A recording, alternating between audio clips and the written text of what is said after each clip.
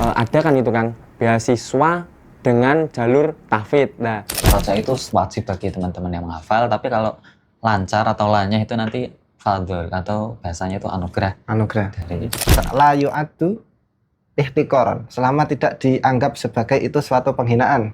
kalau Quran itu kalau nggak hujjatun laka maka ya hujjatun alaika. milih kriteria guru yang seperti apa?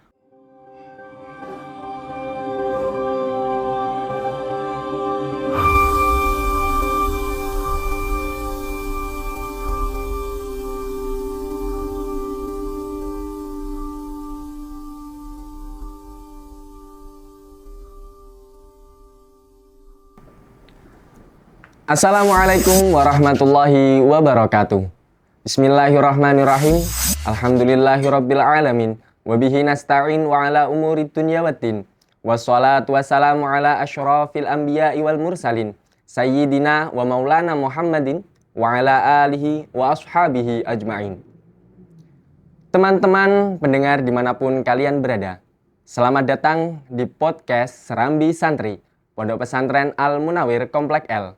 Bersama saya, Zahir Rian Asyidiki, dan dua narasumber kita yang juga merupakan khotimin pada rangkaian kegiatan Haul Simbah Kiai Haji Ahmad Munawir yang ke-25 dan Haflatul Khotimin yang ke-2026, yakni beliau Al-Ustadz Muhammad Khairul Ulil Absar dan Ustadz Ahmad Aklilul Muntaha. Pada kesempatan kali ini, kita tidak hanya berbincang-bincang soal kesibukan, akan tetapi juga tentang sebuah dedikasi. Tentang mereka yang menjaga ayat-ayatnya di tengah tugas, amanah dan ritme kota pelajar yang tidak pernah benar-benar tidur. Podcast kali ini mengangkat tema dedikasi penjaga ayat, menenun hafalan di sela tugas, menjemput berkah di kota pelajar. Sebuah cerita tentang santri yang pagi bergulat dengan tanggung jawab, malamnya bersandar pada mushaf, pelan-pelan satu ayat ke ayat lain, dijaga bukan hanya pada ingatan tapi juga di kehidupan. Sebelumnya, mari kita sapa terlebih dahulu narasumber kita pada podcast kali ini. Ada Kang Ilul, mohon maaf Kang Ilul. Ada Kang Ulil, mohon maaf Kang Ulil. Saya lebih enaknya ini panggil Kang, Ustadz atau Pak ini. Mungkin dari Kang Ulil sendiri, dari daerah Jawa Timuran, Kediri, identiknya biasanya dipanggil apa nih? Kalau di daerah saya sendiri sih sebenarnya lebih ke panggilan untuk anak muda itu sebenarnya Mas. Akan tetapi kalau santri memang identik dengan Kang, nggak apa-apa jadi Kang aja. Oh, seperti itu. Coba gantian nih, Kang Ilul. Biasanya di daerah Gunung Kidul, itu biasanya sapaan akrab biasanya gimana nih? Untuk sapaan sebenarnya lebih identik kalau di kalangan santri ya memang Kang itu. Tapi kalau di Gunung Kidul ya karena ditanya itu biasanya kalau memang akrab tapi ada sisi penghormatan ya itu Den. Jadi nanti Raden tapi itu nanti kesannya ke keluarga keraton tapi jadi Kang aja. Oke, kalau gitu biar juga lebih akrab kita ya. Saya izin manggil Kang aja ya untuk Kang Ulil dan Kang Ilul yang merupakan khotimin sekaligus narasumber kita pada podcast kali ini. Dengan tema dedikasi penjaga ayat, menenun hafalan di sela tugas, menjemput berkah di kota pelajar. Pastinya Kang ini ada motivasi yang dibalik itu semua bisa sampai sejauh ini menghafalkan Al-Quran. Pastinya dong, ada motivasi utama atau siapa mungkin yang memotivasi mendorong Kang Ulil dan Kang Ilul ini untuk bisa menghafal Al-Quran. Mungkin dari Kang Ulil terlebih dahulu untuk bisa sharing-sharing. Oke, jadi kalau motivasi ya, motivasi itu sebenarnya muncul dari orang tua saya sendiri, yang mana mensupport saya sebagai seorang penghafal Al-Quran. Dan juga motivasi juga tentunya muncul dari diri saya sendiri, bagaimana memaksimalkan waktu dan juga kesempatan, bagaimana kita ditempatkan di Jogja, di Mondok juga, jadi memaksimalkan itu aja. Kalau dari saya motivasinya agar tidak ada terlalu banyak waktu yang memang terbuang sia-sia. Oh, itu yang memotivasi dari kedua orang tua. Coba nih gantian dari Kang Ilul, yang memotivasi atau apa yang memotivasi mungkin Kang Ilul bisa menghafalkan Al-Quran. Oke. Untuk motivasi menghafal ya, karena sebelumnya notabene atau sebelumnya ya, memang kan ketika masuk ke Al-Munawwir atau ke Komplek L kan memang sudah punya hafalan terlebih dahulu. Dan tentu untuk motivasi istilahnya itu tabarruk ke Komplek L itu ya mengutip suatu kisah yang pada waktu itu Imam Qiraat salah satunya, Imam Qalun, yang beliau itu setoran ke Imam Nafi' yang jumlah setorannya itu banyak sekali sampai tidak terhitung. Wakilah seperti itu. Dan itu saya aplikasikan ke diri saya bahwasanya untuk setoran Al-Quran, ngaji Al-Quran itu memang lazim dan itu lumrah saja untuk distorkan ulang. Agar apa? Agar Quran itu lebih menancap ke diri, lebih lanyah lagi, lebih lancar lagi, dan untuk menemukan kesalahan ketika pas setoran itu dari santri atau itu ada kekurangan. Nah, mungkin itu motivasinya dan dari keluarga. Itu kan motivasi dari Kang Ilul sendiri untuk menghafal Al-Quran. Ini terkait siapa atau ada siapa yang mendorong Kang Ilul untuk menghafalkan Al-Quran? Apalagi katanya kan Kang Ilul ini sudah ada tabungan sebelumnya. Kok di Komplek L kemudian menghafalkan lagi? Motivasi untuk setoran lagi ya, tentu pertama dari orang tua, karena kalau dari orang tua yang menilai apa yang saya dapatkan ketika ngaji sebelumnya itu masih bisa disempurnakan lagi, masih bisa dipoles lagi. Akhirnya disarankan dan dari guru saya juga ya memang disarankan juga untuk setoran ulang atau tabarrukan di Komplek L, sehingga agar dalam segi bacaan, tajwidnya itu bisa lebih matang lagi, lebih sempurna ya, kayak dipoles gitu. Kan lebih sering distorkan, nanti kan sering ternyata selama ini ketika baca ayat yang tertentu ternyata masih ada salahnya. Cara panjang pendeknya bahkan sedetail itu saya mencoba mencari dengan store ulang, sehingga kan ketika setoran kan pasti murojaah lagi. Yes. Oh, jadi sama ya, sama seperti Kang Ulil yang mendorong untuk bisa menghafal Al-Quran, yakni kedua orang tua. Jadi ini janjian apa gimana, atau nggak ada siapa-siapa lagi gitu yang mendorong? Nggak ada berarti Kang ya? Nggak Ya ada. mungkin ada ya guru-guru kita tentunya yang selalu terus memberikan motivasi, entah itu motivasi secara dogmatis melalui janji-janji bagi para penghafal Al-Quran maupun yang secara pragmatis, bagaimana dengan menjadi penghafal Al-Quran itu akan seperti ini, yang secara yang kita dapatkan di dunia ini. Banyak sekali cara guru-guru kita untuk kemudian mendorong kami. Oh, jadi seperti itu, Masya Allah, tabarakallah. Selanjutnya, pastinya sudah ada motivasi yang timbul dari dorongan kedua orang tua. Pasti sebelum melangkah untuk menghafalkan Al-Quran, Kang Ulil dan Kang Ilul pasti juga memikirkan tantangannya. Apalagi background dari kedua narasumber kita ini, teman-teman. Beliau ini seorang santri dan juga seorang mahasiswa. Nggak ribet nggak tuh? Kan pastinya ribet. Tantangannya juga pastikan ada. Apalagi sudah 30 juz dikuasai oleh kedua narasumber kita. Jadi tantangan apa yang dihadapi oleh Kang Ulil dan Kang Ilul, serta gimana sih memanajemen waktu kalian berdua untuk bisa tetap konsisten dalam menghadapi kesibukan, amanah, tugas dan lain sebagainya, serta menjalani hafalan Al-Quran tersebut. Coba Kang Ilul dulu nih, kita ulik tantangannya. Rintangan apa yang akan dihadapi gitu ya? Kalau bicara rintangan, kalau dari guru saya sebelumnya, Memang pada umumnya rintangan orang yang mencari ilmu atau orang yang menghafal Al-Quran itu ada 3 secara garis besar. Yang pertama itu adalah cobaan tentang yang kaitannya tentang lawan jenis. Itu yang pertama. Kemudian yang kedua itu tentang kesehatan, nanti sering sakit-sakitan atau nanti mudah sakit dan yang lain-lain. Kemudian yang nomor 3 itu adalah tentang ekonomi. Nah, ketika saya sharing-sharing juga ke teman-teman yang memang menghafal ya, mereka itu cobaannya atau rintangannya itu tidak lepas dari 3 ini. Itu secara garis besar dan itu benar. Kemudian untuk berbarengan dengan kesibukan kuliah, berbarengan dengan kesibukan mungkin pengabdian di pengurus, tentu itu ya suatu rintangan, tapi sebenarnya sisi lain juga sebagai pendorong untuk memudahkan kita memang menghafalkan, karena tidak bisa dipungkiri ya, untuk kesibukan yang ada di pondok atau memang khidmah kita itu tentu akan memudahkan menghafal. Insya Allah seperti itu kira-kira.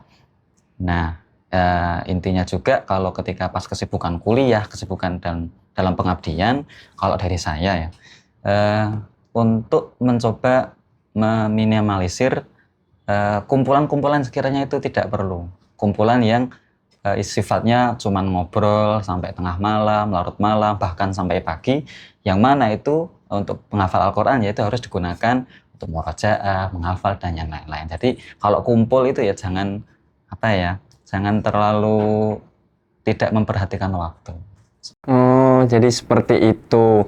Dari tantangannya yang sudah ditelusuri, kemudian manajemen waktunya juga sudah diatur sedemikian rupa dari Kang Ilul. Coba dari Kang Ulil, ada tambahan atau mungkin dari Kang Ulil ini ada perbedaan? Apalagi Kang Ulil sendiri ini mungkin di proses perjalanan menghafal Al-Quran kan, mohon maaf nih Kang Ulil ya, kan dimulai dari nol. Sedangkan Kang Ilul kan sudah ada tabungan sebelumnya. Pasti ya tantangan dan memanajemen waktunya itu lebih kerasa di Kang Ulil nih. Coba Kang Ulil. Oke, jadi yang mungkin teman-teman perlu pahami juga bagaimana kita itu ketika proses menghafal dan menyetorkannya kepada masyayikh kita, tentunya itu tidak seberat bagaimana kita memurojaahnya. Jadi untuk kemudian kita menyetorkan hafalan itu setiap hari dilakukan pun bisa-bisa saja. Dan yang penting ada waktu yang memang dalam 24 jam itu dialokasikan untuk menghafalkan satu halaman ataupun satu lembar itu. Nah, untuk disetorkan. Jadi setiap harinya menyisakan waktu untuk menyiapkan setoran itu. Akan tetapi untuk murojaah, nah ini memang membutuhkan waktu yang lebih. Bagaimana kita sudah, kita sudah sampai di juz 5, juz 1-nya hilang. Ya, sampai juz 6, juz 2-nya hilang. Ya, sulit terus, tadi. Iya, terus ngulangi juz 3, juz 6-nya yang hilang. Kayak gitu-gitu. Problematika seperti itulah yang kemudian memerlukan waktu lebih untuk murojaah. Sehingga perlu ada planning yang memang kedepannya ini waktu-waktu yang digunakan untuk murojaah tuh kapan, kayak gitu. Jadi kalau saya pribadi ada waktu yang untuk persiapan setoran. Kalau biasanya sih di jam-jam malam karena sepi. Tapi kalau untuk murojaah setiap waktu luang, setiap ba'dal maktubah ketika waktu luang, oke, maka akan digunakan untuk murojaah. Terkait dengan kesibukan di perkuliahan juga, ketika sebenarnya kalau di kuliah tuh saya tidak terlalu mengambil porsi yang banyak di perkuliahan, semisal tidak mengambil keorganisasian dan sebagainya, karena ya mau nggak mau kayak gitu, karena waktu itu 24 jam itu memang harus terbagi dengan baik, sehingga saya iktifak dengan cara berorganisasi di pondok aja, nggak perlu sampai ke luar-luar, sehingga setelah matkul pulang. Nah, mungkin yang akan agak mengganggu waktu murojaah adalah ketika ada tugas memang. Jadi ketika di mana hari itu ada tugas dan sudah mendekati deadline tentunya, waktu murojaah yang memang harus saya pribadi untuk pangkas gunakan untuk tugas. Karena menurut Imam Nawawi juga keistiqomahan itu bukan melakukan amal yang sama, akan tetapi bagaimana kebaikan itu berpindah kepada kebaikan yang lain. Dan tentu dua-duanya ini hal yang baik menurut saya.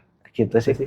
Oh, itu tadi terkait dengan tantangan dan bagaimana memanajemen waktunya ya, Kang. Kemudian terkait proses menghafal Al-Quran. Pastinya kan Kang Ulil dan Kang Ilul ini sebelumnya juga sudah ada background pendidikan sebelumnya. Dari Kang Ulil sendiri, dari Kang Ilul sendiri yang sudah pernah mondok sebelumnya. Kemudian berpindahlah ke Pondok Pesantren Al-Munawir, Komplek L, apalagi Komplek L. Kan juga tidak terlalu ditekankan untuk kita, para santrinya, untuk menghafal Al-Quran. Kan kurang lebihnya seperti itu.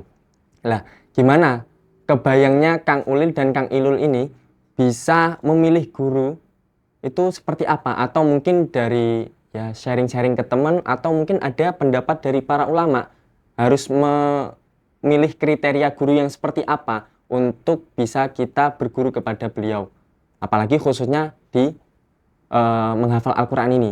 Mungkin coba dari Kang Ulil bisa dijelaskan. Oke, kalau saya pribadi itu kan berasal dari pondok yang memang sebelumnya itu tidak terlalu bersinggungan dengan penghafalan Al-Quran, di mana di situ kajiannya seputar bagaimana fikih ataupun tasawuf. Gitu. Saya kalau Al-Quran sebenarnya baru ini pengalaman baru saya. Dan juga kata guru saya, mumpung di Al-Munawir, kenapa nggak sekalian menghafalkan gitu. Untuk dulu awalnya kenapa milih Al-Munawir, tentunya karena ya mencari suasana baru itu tadi, yang dulunya selalu bergulat dengan hukum-hukum syariat, terus kemudian alhamdulillah sekarang bisa mulai untuk membuka lembaran baru di mana menjadi seorang penghafal itu tadi. Untuk kenapa kok Al-Munawir? Karena tentu jika dilihat tahun lahirnya itu kan sekitar tahun berapa nggih? 1911 ya? 1911. Nah, itu kan udah termasuk pondok yang sepuh lah istilahnya. Sehingga Kalau orang Jawa jaduk, nah kurang lebihnya gitu, seperti itu. Keramat Iya. gitu aja. Jadi itu menambah kemantapan diri saya bagaimana pondok Al-Munawir ini sudah sangat terkenal terkait dengan Al-Qur'annya, bagaimana Mbah Munawir dulu muridnya tersebar di mana-mana. Kalau di daerah saya tuh di daerah Nganjuk itu ada salah satu muridnya Mbah Munawir. Namanya juga Mbah Munawir juga di Nganjuk itu. Nah, jadi karena keterkenalan itulah kemudian saya memutuskan untuk kemudian masuk di Al-Munawir. Terus mungkin ada dari Kang Ilul terkait pemilihan guru ya. Ya, kalau dari Kang Ulil kan tadi sudah masyhur Pondok Pesantren Al-Munawir diasuh oleh Mbah Munawir. Kalau dari Kang Ilul ini ada kriteria tertentu atau mungkin mengambil kutipan dari para ulama mungkin ya? Kan ya bisa aja. Ya, terkait pemilihan guru, tentu karena guru ini penting ya, karena ya kita akan yang tentu pertama itu kita harus bermusyafahah langsung. Jadi memang bermuwajahah, musyafahah, tahu gerak-gerak bibir, terus berhadapan langsung agar koreksi yang memang kita dapat itu koreksi langsung dengan apa yang kita setorkan ke beliau-beliau. Nah, untuk kriterianya tentu mengutip ada ya makalah ya, al-isnad minaddin, laulal isnad laqala man syaa ma syaa. Ya, kalau pentingnya milih guru karena nanti kaitannya itu dengan sanad, dan sanad keilmuan ini penting. Kalau dalam praktek saya sendiri dalam memilih guru kan, saya kan di sebelumnya juga memang ya menghafal, kemudian di sini juga menghafal. Untuk memang alasan mengapa saya memilih di Al-Munawir Komplek L, karena satu itu memang arahan dari guru saya sebelumnya, dan alasan saya memilih guru saya yang pertama itu arahan dari orang tua juga. Tapi dengan diarahkan orang tua, dengan diarahkan guru juga, saya juga dikasih tahu bahwa sanadnya ketika diarahkan itu juga sanadnya itu nyambung ke Mbah Munawir, sanadnya itu nanti ketemu di mbah siapa itu dijelaskan, sehingga ketersambungan sanad dalam memilih guru ya itu sangat penting karena ya itu ibarat kalau tadi sanad itu sebagai kayak agama. Juga ada juga memang satu makalah yang mengatakan kalau kadal muallim itu ayyakuna rasulan, seakan-akan hampir saja guru atau orang yang alim itu memang hampir saja dia itu menjadi rasul. Maka apa yang beliau sampaikan sehingga apa yang kita terima juga itu harus memang benar-benar sosok yang memang kompetensi di bidangnya seperti itu. Ya mungkin untuk background yang sekarang itu Quran ya masyhur Mbah Munawir juga ya, Mbah Munawir dan murid-muridnya itu sudah tersebar. Insya Allah kalau sanadnya itu tersambung di Mbah Munawir itu sanadnya masih terjaga seperti itu. Oke, jadi sedikit lagi ya. Jadi karena kurang lebih sama terkait dengan kemasyhuran Mbah Munawir dan juga bagaimana dzurriyyah Mbah Munawir itu bisa untuk kemudian melanjutkan estafet itu loh. Maksudnya untuk kemudian bahwasanya Al Munawir itu tetap menjadi pondok Quran itu jadi sehingga menambah keyakinan kita. Dan tentu terkait dengan kemasyhuran ini saya pengen mengutip dari kitab At-Tibyan bagaimana beliau menyatakan wala yata'allamu illa mimman kamulat ahliyatuhu. Dan tidak kemudian kita belajar kepada seseorang yang kecuali seseorang itu memang sudah sempurna keahliannya ataupun wadhaharat dayanatuhu dan juga sudah jelas bagaimana keagamaan dari si guru kita ini. Wa tahaqqaqat ma'rifatuhu dan juga sudah tahqiq, pemahamannya sudah tahqiq. Nah, yang kemudian yang menjadi titik tekan di sini wastaharat siyanatuhu. Memang sudah terkenal bagaimana kiprahnya pondok ataupun guru kita. Imam Malik bin Anas itu mengatakan bahwasanya hadzal ilmu dinun. Hadzal ilmu yang dimaksud hadzal ilmu adalah Al-Qur'an. Ilmu Al-Qur'an itu adalah din. Sehingga fangduru aman ta'khuduna dinakum. Sehingga kamu harus memperhatikan bagaimana gurumu itu. Terkait dengan setelah kita memasuki Pondok Al-Munawir, ketika sudah masuk, karena awalnya tadi berasal dari keterkenalan, kemasyhuran. Ketika sudah masuk, otomatis ada beberapa adab-adab kita, bagaimana kita terhadap guru kita. Bagaimana kita melihat guru kita dengan bi'ainir rahmah, terus kemudian kita menjaga sikap kita ketika berhadapan dengan guru-guru kita.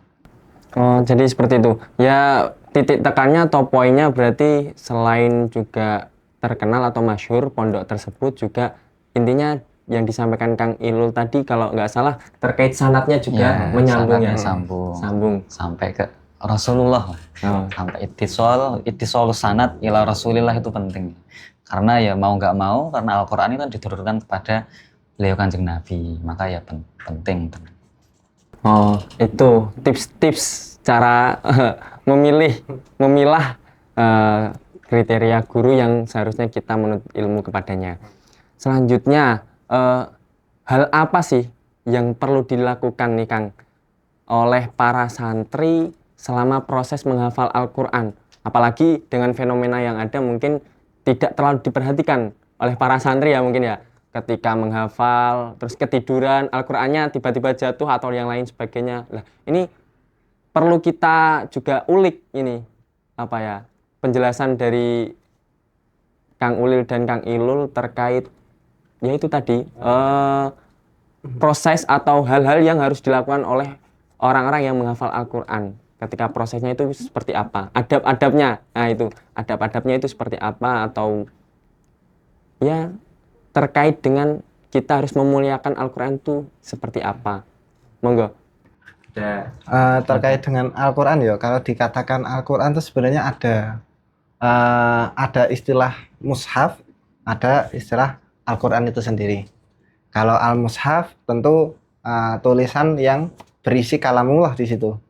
Dan itu tata cara untuk memuliakannya tentu dengan selama itu tidak ada unsur penghinaan. semisal kok ditaruh di lantai itu kan tentu penghinaan sekali kalau di lantai ya. Iya. Kalau semisal kalau tentang mushaf tuh selama tidak unsur untuk penghinaan. Dari Kang Ilu mungkin? Ya, untuk terkait akhlak dan memang apa yang dilakukan ketika melakukan proses menghafal, Iya.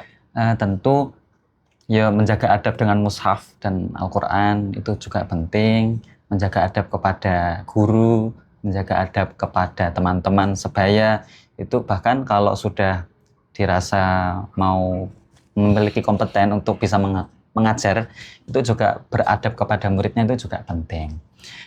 Untuk fenomena memang yang sekarang ya, untuk teman-teman yang menghafal itu ya jangan terlalu tergesa-gesa untuk memang khatam, karena kalau dari inspirasi ayat ya di surat Al-Qiyamah itu kan disebutkan a'udzubillahi minasyaitonirrajim, la tuharrik bihi lisanaka lita'jala bihi. Intinya kan titik poinnya di lita'jala bihi, terburu-buru untuk memang menghafal atau memang langsung menguasai, tapi memang membutuhkan proses yang memang bertahap dan pelan-pelan, tapi juga tidak dipungkiri bertahapnya dan pelan-pelannya itu bukan dalam ranah yang malas ya, bukan ranah nyantai-nyantai itu bukan, tapi tetap dengan keseriusan, tapi ya jangan juga terlalu terburu-buru. Itu yang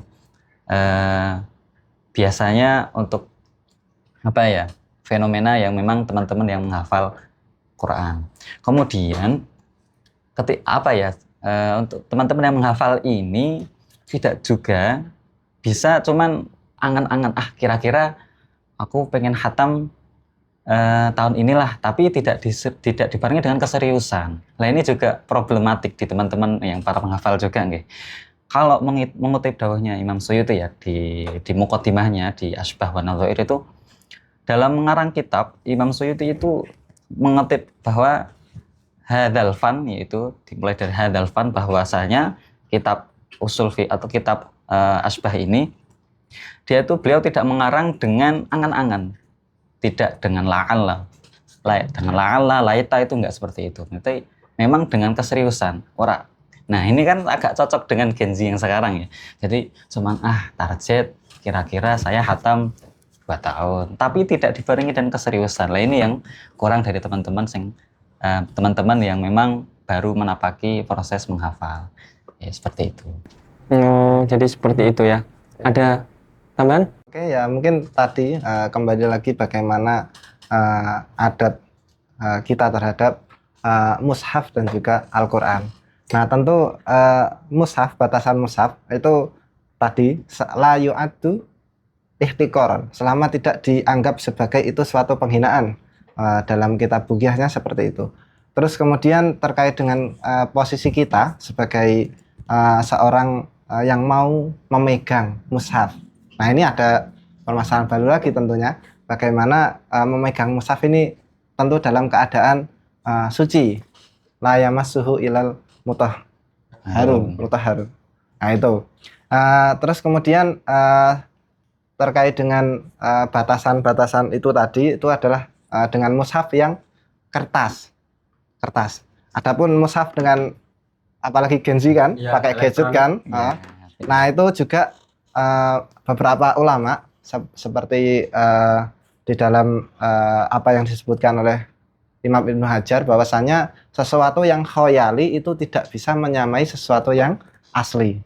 Sehingga tentu ada perbedaan hukum ketika kita memegang Al-Quran yang ada di handphone kita dengan yang mushaf. Bagaimana yang mushaf itu memang harus dalam keadaan suci.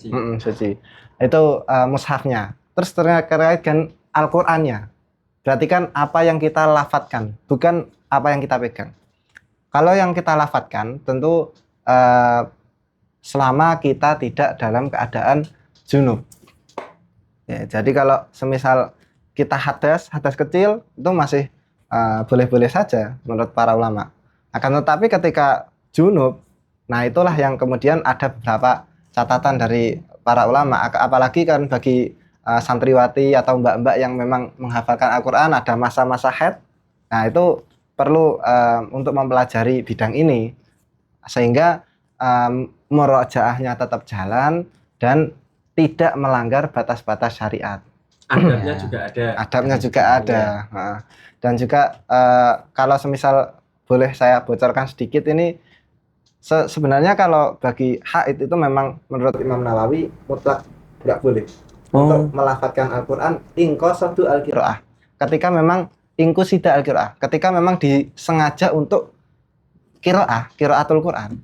Kalau semisal untuk zikir, semisal ada orang meninggal terus kita mencap innalillahi wa inna ilaihi rajiun. Nah, innalillahi itu kan juga min ayatil Quran. Iya. Nah, kalau semisal qasdu sengajanya itu untuk zikir, ya tentu itu bukan lagi dikatakan sebagai qiraah dan tentu tidak berdosa ketika orang junub melakukan itu, melafadzkan itu. Nah, tetapi juga ada beberapa tips dari Imam Nawawi sendiri yang tadinya mengatakan memang benar-benar mutlak haram dengan cara melihat mushaf itu, tapi melafadzkannya dalam hati aja. Tapi tentu yang seperti ini tidak dianggap qiraah ya, karena membacanya dalam hati. Tapi itu gunanya untuk memurojaah selama masa haid ini.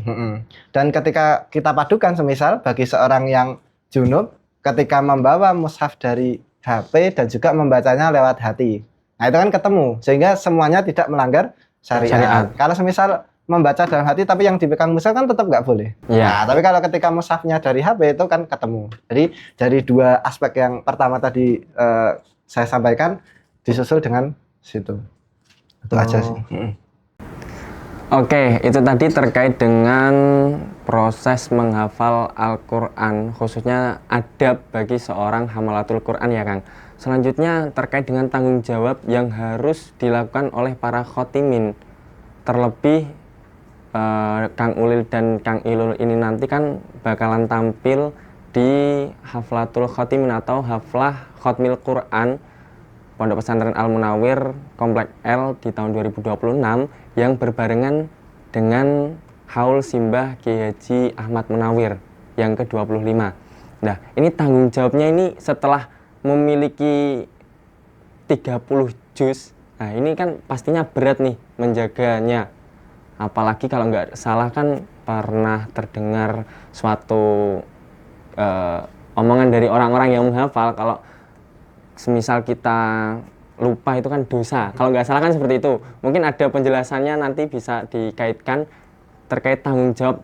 Intinya terkait dengan tanggung jawab seorang yang sudah memiliki 30 juz, kedepannya itu harus seperti apa. Apalagi fenomena yang ya sejauh ini di dunia perkuliahan Kang, ada kan itu Kang, beasiswa dengan jalur tahfidz. Nah, apakah dari kedua khotimin ini, narasumber kita Kang Ulil juga Kang Ilul ini nanti mau digunakan tabungan 30 juznya untuk mendaftarkan beasiswa untuk kuliah jenjang berikutnya atau bagaimana?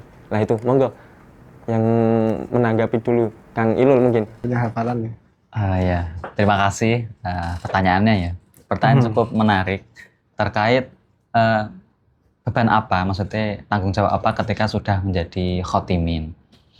Tentu ketika memang setoran itu sudah hatam ataupun tiap ayat yang telah disetorkan atau telah yang dihafal itu memang secara ya langsung juga kita memiliki tanggung jawab untuk memang menjaganya. Bahkan tanpa perlu ada tahap harus haflah khotimin dulu, harus khotmil Quran dulu, mboten. Jadi memang ketika sudah menghafal, sudah diniati menghafal, ya maka secara bersamaan juga kewajiban untuk menjaga itu jadi tanggung jawab madal hayah sampai mati atau bahkan ya seumur hidup. Makanya seakan-akan ya ketika memang sudah berani, makanya sudah mengambil pilihan untuk sudah ada niat untuk menghafal Al-Quran, ada niat dan dia sudah masuk ke dunia menghafal Al-Quran, maka ya dia ya tidak lepas dari memang tanggung jawab untuk menjaga hafalannya. Nah itu. Kemudian untuk beasiswa ya, atau memang mungkin lebih enak ketika dibahasakan menggunakan hafalannya ini, menggunakan hafalan terus untuk mungkin untuk ya tadi contohkan yang disampaikan kan beasiswa, mungkin kalau yang lain lomba dan yang lain-lain ya, itu sebenarnya sah-sah saja, tapi diniatkan untuk syiar Al-Quran. Jadi kalau kita memang sudah kompeten, sudah sudah diizinkan sama guru-guru kita untuk memang mengikuti lomba atau berkiprah mengajarkan atau memang ikut menggunakan hafalannya untuk mendaftar beasiswa atau yang lain-lain, itu sah-sah saja, tapi dengan lingkup syiar Quran ini. Jadi sehingga kalau dia itu tidak diterima beasiswa atau nanti kalah lomba, nanti dia akan biasa-biasa saja, bukan menjadi suatu kecederaan hati tersendiri. Jadi ya udah syiar gitu. Jadi biar teman-teman yang kalau lomba ya, oh ternyata di daerah, biasanya kan perkafilah itu, ternyata di daerah sini masih ada qori'nya, masih ada orang yang memang nekuni Quran. Kalau untuk beasiswa ya berarti untuk wasilah untuk memang belajar yang lebih beragam lagi, mendalami Al-Qur'annya atau untuk mempelajari ilmu-ilmu yang lain, ilmu-ilmu umum itu juga penting juga. Jadi teman-teman yang menghafal. Mungkin dari Kang Ulil sudah. Oke. Ya ini sebenarnya Kang Ulil ini agak dawuh-dawuh kepada saya ini. Jadi seperti itu. Karena saya kan baru memasuki dunia ini ya, maksudnya dunia penghafalan Al-Qur'an. Tapi yang jelas yang sependek pengetahuan saya, bagaimana seseorang penghafal Al-Qur'an itu kemudian oleh para ulama memang benar-benar diwanti-wanti untuk kemudian menjaga sikapnya di masyarakat. Bagaimana mengurangi kefasikannya dan menjaga tentu muruahnya agar kemudian setelah dicap penghafal Al-Qur'an tidak lagi dicap dengan hal yang lain tentunya. Itu mungkin salah satu poin yang secara syariat saya sampaikan terkait dengan murojaah. Tentu itu sudah menjadi kelaziman bagi seseorang yang sudah memasuki penghafalan ini. Terus yang kedua juga menjadi suatu fardu kifayah bagi seseorang itu ketika tidak menemukan seorang pengajar Al-Quran di suatu daerah, suatu kampung, nggak ada pengajarnya, itu akhirnya ta'ayyana alaihi, akhirnya menjadi fardu ain bagi seseorang yang memang punya kemampuan di Al-Quran ini, tentu para khotimin ini. Semisal ketika sudah pulang terus kemudian mendapat amanah di masyarakat, yuk, kalau nggak ada pengajarnya harus mengajarkan ilmu Al-Quran ini, baik tajwidnya ataupun mengajarkan Al-Quran secara musyafahah tadi ya, istilahnya musyafahah atau berhadapan secara langsung, sehingga masyarakat ini tidak kehilangan arah bagaimana Al-Quran ini terus dibumikan di setiap peta buminya Allah. Gitu. Jadi itu tanggung jawab sosial yang diemban oleh para khotimin yang memang sudah diishad, sudah disaksikan oleh banyak masyayikh ketika haflah tentunya, dan juga mungkin disiarkan lewat YouTube, juga dilihat oleh masyarakat secara luas tentunya. Itu. Terus kemudian selain dari menjaga muru'ah dan juga menjaga bagaimana ilmu Al-Quran bisa dibumikan, itu bagi seorang penghafal Al-Quran tentu mengurangi dirinya dari berkumpul dengan lawan-lawan jenisnya, sehingga bagi kita tentu para mahasiswa ini juga ada batasan-batasan bagaimana dengan lawan jenis. Tentu yang dilegalkan oleh syariat adalah ketika memang itu taklim dalam rangka belajar ataupun di dalam rangka muamalah. Itulah yang menjadi peluang kita untuk kemudian bisa bersinggungan dengan para mereka. Sehingga mungkin yang menjadi cobaan, tadinya jadi cobaan, itu bisa dikurangi setelah kemudian disaksikan oleh orang yang lebih banyak, sehingga rasa haya atau warok itu bertambah di dalam dirinya. Itu. Nah, menambahkan lagi ya terkait tadi untuk ayat yang memang terlupa terus ada dosa. Ya itu gimana? Ya, kalau dari memang dari guru saya yang masyayikh juga, itu kalau memang lupanya itu lupa terus disengaja dan dia itu tidak ada itikad untuk mengingat lagi, tidak ada niat untuk murojaah, maka ya itu termasuk dosa yang besar. Maksudnya memang ya dosa besar, karena akan bahaya ketika orang yang menghafal sudah kalau sudah dia itu masuk menghafal, ya maka dia itu tanggung jawab menjaganya itu ya seumur hidup ngeten. Nah, kecuali kalau memang dia tuh memiliki keterbatasan kemampuan untuk mengingat. Nah, jadi ketika memang dia itu, oh ini menghafal ayat ini kok susah, nggak hafal-hafal gitu kan. Dan ketika sudah menghafal yang ayat yang baru, ayat-ayat yang kemarin atau juz-juz yang sebelumnya kok nggak nempel-nempel, nggak hafal dengan baik. Nah, itu selagi masih ada etikat untuk memperbaiki, selagi ada etikat untuk murajaah lagi dan memang dijadikan aksi untuk murajaah, maka ya itu masih enggak apa-apa. Nah, kayak kalau ada etikat, aku wis lupa, kemudian nggak ada keinginan untuk mengingat lagi terus dilupakan, nah ini termasuk dosa yang besar. Nah, itu Dosa yang besar. itikadnya berarti ya. Itikadnya itu yang memang harus terjaga di dalam hati.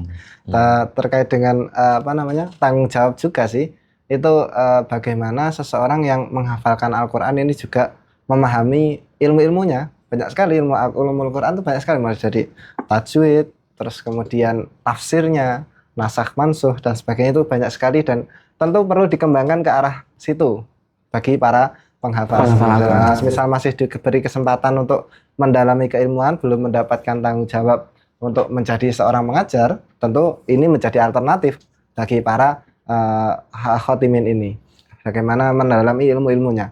Dan juga selain ilmu ulumul Quran, tentu ilmu fikih yang dasar itu fardu ain harusnya. Bagaimana dia mengetahui najis, bagaimana tata cara wudhu, tata cara sholat, itu hal yang kita lakukan setiap hari dan itu mempelajari itu fardu ain. Sedangkan menghafalkan Al-Quran itu fardu kifayah. Sehingga ini tidak boleh terlewatkan juga bagaimana para santri penghafal ini juga memahami hukum-hukum fikih dasar lah. Fikih yang kita gunakan secara setiap harinya, yang kita butuhkan setiap harinya. Semisal kita kan kalau terkait dengan semisal Ihyaul Mawad, itu kan nggak terlalu bersinggungan sekali, tapi yang bersinggungan setiap hari lah, seperti sholat, zakat, puasa, muamalah, jual beli, itu setidaknya dasar-dasar itu kita perlu ketahui bagi para khotimin juga. Iya. Kalau kata juga ya, mungkin kan kalau murajaah itu wajib.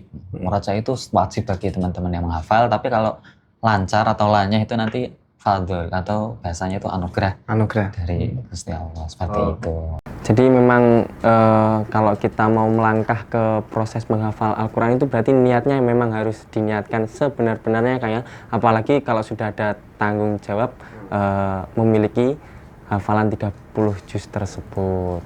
Oke, dari beberapa pertanyaan yang sudah mungkin diberikan penjelasan sebagai penutup mungkin ini Kang, terkait pesan dan nasihat dari Kang Ulil dan Kang Ilul bagi para pejuang Al-Quran yang sedang menempuh jalan hafalan. Mungkin kan mereka pastinya juga melewati tahapan-tahapan seperti Kang Ulil dan Kang Ilul, dari motivasi mereka, tantangan, terlebih mungkin tantangan di zaman sekarang yang berwarna ini, mungkin kan juga perlu diberikan pesan ini supaya tetap istiqomah dalam menghafal Al-Quran, tetap ya ada niat yang diulang-ulang terus niatnya untuk bisa mencapai titik seperti yang dialami oleh Kang Ulil dan Kang Ilul.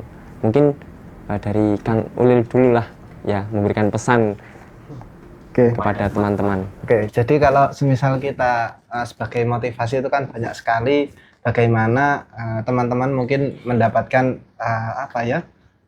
dawuh-dawuh bagaimana akan mendapatkan kemuliaan. Seperti yang disampaikan oleh Mbah Munawir sendiri, bagaimana kalau ngaji Quran itu yang khatam biar jadi orang mulia. Nah, hal-hal yang seperti itu. Akan tetapi yang pengen saya titik tekankan adalah bagaimana teman-teman ini yang sudah menghafalkan Al-Quran meskipun tidak tahu tafsirnya gimana, tidak tahu ilmu selain tajwid ya, tajwid wajib. Selain tajwid itu nggak terlalu mendalami, tapi teman-teman harus tetap bersemangat untuk itu, untuk menghafalkan Al-Quran, karena agar Al-Quran ini tetap di dalam mutawatir dalam diriwayatkan oleh masyarakat secara luas, sehingga Al-Quran ketika ada yang mau mentahrif atau mengubah dalamnya, ada yang mengetahui, ada yang wah ini ada yang mengubah ini kayak gitu. Jadi kita mengambil bagi para penghafal ini bisa mengambil posisi di situ sebagai salah satu orang yang meriwayatkan secara mutawatir. Bagaimana mushaf ini bisa terus sampai yaumul qiyamah nantinya. Itu pesan dari Kang Ulil seperti itu ya. Dari Kang Ilul, ada pesan-pesan nggak untuk teman-teman yang masih berjuang menghafal Al-Quran? Ya, sebelumnya ya saya pengen menjawab pertanyaan dari Mas Zahir ini dengan membagi dulu menjadi dua. Jadi untuk motivasi sebenarnya ada untuk yang memang teman-teman yang baru menapaki menghafalnya, ada juga yang untuk motivasi yang kalau yang teman-teman yang sudah selesai. Jadi orang yang sudah selesai ini perlu juga untuk motivasi. Iya. Perlu dipesani juga ya. Untuk motivasi yang teman-teman yang baru menghafal, dan ya itulah pembagiannya ini saya sandarkan dengan kalau Quran itu kalau nggak hujjatun laka maka ya hujjatun alaika.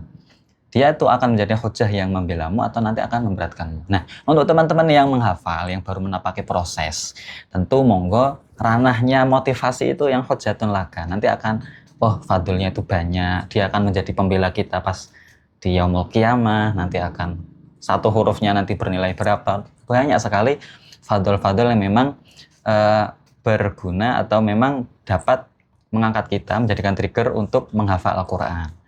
Nah, kalau sudah khatam, kalau sudah khatam baru nanti ranah motivasinya itu adalah untuk kehati-hatian. Hujjatun alaika.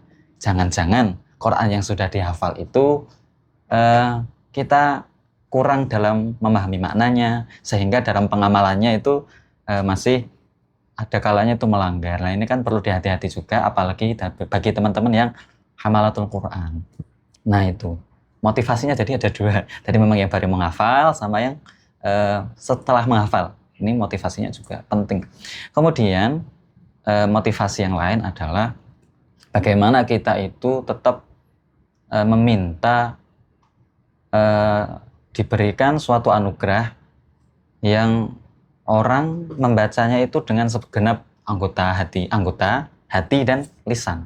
Ini sejalan dengan doanya Mbah Munawir di kitab Al-Munawiriyah ya, nggak asing bagi teman-teman Al-Munawir. Itu ada sekutip doa, warzuqna fadla man qara'ahu mu'addiyan haqqahu ma'al a'dha'i wal qalbi wal lisan.